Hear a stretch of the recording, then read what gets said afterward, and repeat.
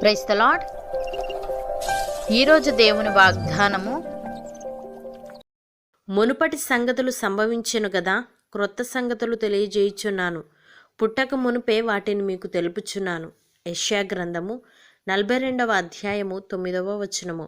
సహోదరి సహోదరులారా, గతంలో జరిగిపోయిన విషయాలు దేవునికి ఎంత బాగా గుర్తున్నాయో, భవిష్యత్తులో జరగాల్సిన విషయాలు కూడా అంతే బాగా ఆయన ఎరిగి ఉన్నాడు. అంతేకాకుండా వాటిని మనకు తెలియజేసదనని చెప్పుచున్నాడు.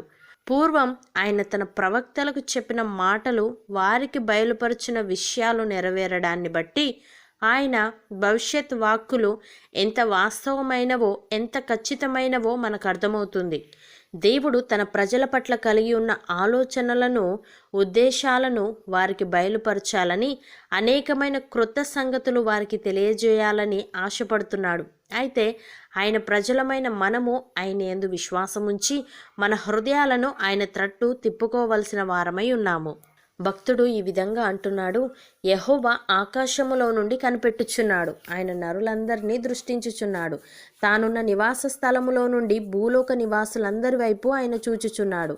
ఆయన వారందరి హృదయములను ఏకరీతిగా నిర్మించినవాడు, వారి క్రియలన్నీ విచారించువాడు, వారిని దర్శించువాడు అని. ప్రియులారా, యెహోవాయే యెరూషలేమును కట్టువాడు, చెదిరిన ఇజ్రాయేలీయులను పోగు చేయువాడు, గుండె చెదిరిన వారిని ఆయన బాగు చేయువాడు, వారి గాయములు కట్టువాడు. నక్షత్రముల సంఖ్యను ఆయన నియమించి ఉన్నాడు, వాటికన్నిటికీ పేర్లు పెట్టుచున్నాడు. మన ప్రభువు గొప్పవాడు, ఆయన అధిక శక్తి గలవాడు, ఆయన జ్ఞానమునకు మితి లేదు. కీర్తనకారుడు ఈ విధంగా అంటున్నాడు: యెహోవా మాట నా నాలుకకు రాకమునుపే అది నీకు పూర్తిగా తెలిసి ఉన్నది. వెనుకను ముందును నీవు నన్ను ఆవరించి ఉన్నావు, నీ చేయి నా మీద ఉంచి ఉన్నావు. ఇట్టి తెలివి నాకు మించినది, అది అగోచరము, అది నాకందదు. నీ ఆత్మ యొద్ద నుండి నేనెక్కడికి పోవద్దును?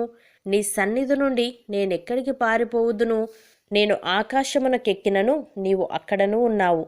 నేను పాతాళమందు పండుకొనినను, నీవు అక్కడను ఉన్నావు. నేను వేకువ రెక్కలు కట్టుకొని సముద్ర దిగంతములలో నివసించినను, అక్కడను నీ చేయి నన్ను నడిపించును, నీ కుడి చెయ్యి నన్ను పట్టుకొనును అని.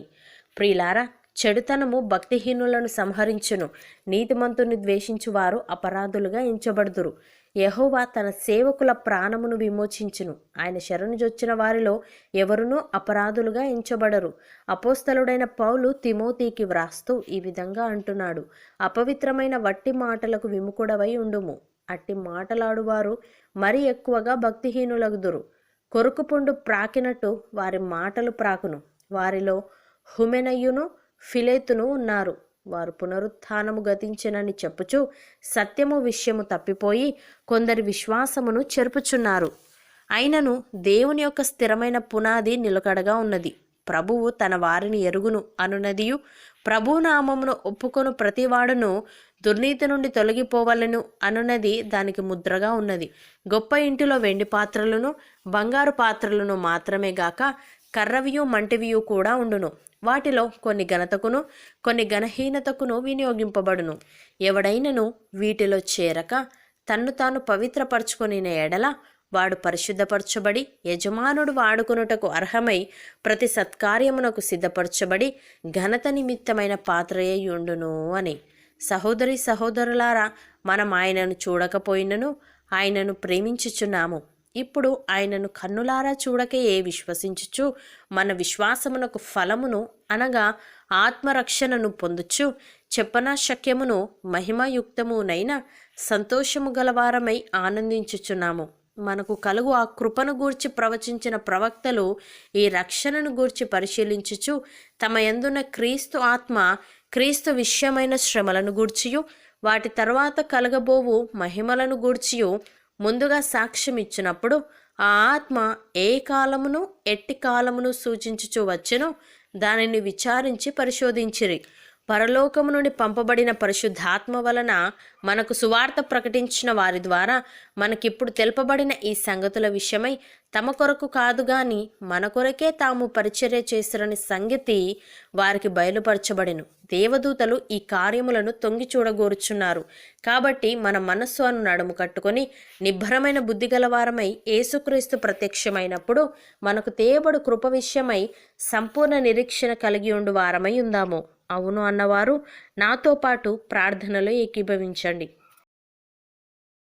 పరిశుద్ధుడా, ప్రేమగల తండ్రి, గడిచిన కాలములో నీవు మాకు చేసిన మేలులను బట్టి, నీవు మాకు తెలియజేసే క్రొత్త సంగతులను బట్టి నీకు స్తోత్రములు.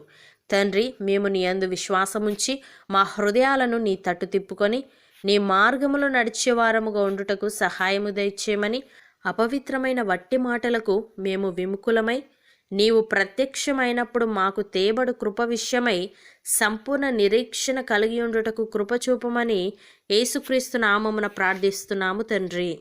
ఆమెన్.